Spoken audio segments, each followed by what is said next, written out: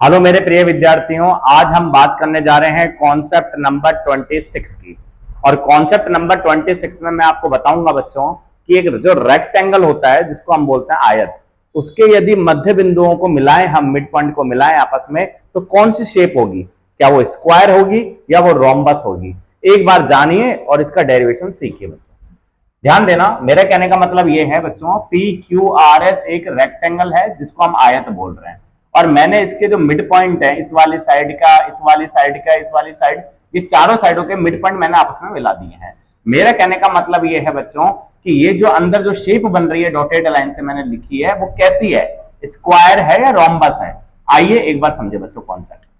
मेरे प्यारे बच्चों, ये तो आपको पता लगी गया है मिड पॉइंट है। अब आपने ये भी पढ़ा होगा साथ में कि ये जो होता है इनके एंगल्स आयत के, रेक्टेंगल के, वो 90 डिग्री होते हैं। और दूसरी बात, इसके जो डायगोनल्स होते हैं ना, किसके?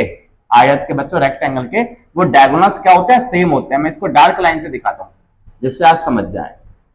ये मैंने जो बच्चों एक डायगोनल बनाया है, एक विकर्ण बनाया है, ये विकर्ण बच्चों एक नियम होता है, समरूपता का नियम।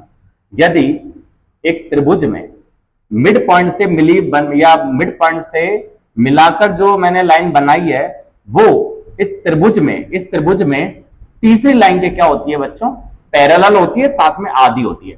यदि इस पूरी लाइन को मैं 2x मान रहा हूं, ध्यान देना, यदि इस पूरी लाइन को मैं 2x मान रहा हूं बच्चों, तो ये वाली लाइन क्या होगी? x होगी। सेम यही चीज हम इधर की तरफ देखेंगे बच्चों, पी क्यू आर में देखो कि ये जो लाइन मिल रही है, ये पूरी 2x की क्या है? आधी x है। अब ध्यान देना, यदि आपने इस पूरे डायगोनल को 2x नाम दिया है, तो बच्चों ऐसे भी बनाएंगे तो अभी 2x होगा, और 2x होगा तो ये क्या होगा? ये बच्चों x होगा, ये x होगा। इसका मतलब चारों साइड है तो क्या होगी? सेम, मतलब स्क्वायर।